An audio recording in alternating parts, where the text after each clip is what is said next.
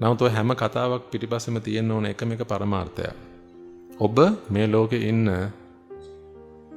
මෘදුම මෘදු මනුස්සය බවට පත් වෙන්න ඕනේ පිටුතුනි. ඔබ මේ ලෝකේන කරුණාවන්තම මනුස්සය බවට පත් වෙන්න.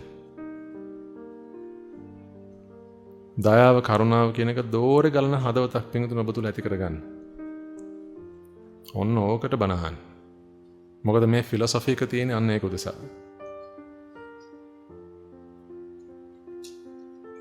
අහලා තියෙනව නේද පිටින් තමන්ගෙන් වදින හුලම් පොදකින්වත් කාටවත් කරදරයක් වෙන්නේ නැතුව ජීවත් වෙන්න ඕනේ කියලා.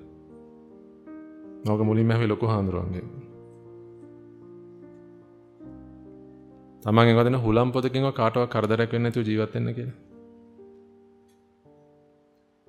යන්නේ ගන්න අදිෂ්ඨානය පිටුතුනේ සඵල කරගන්නේ කොහොමද? අන්න ඒක දැනගන්න බනහන්.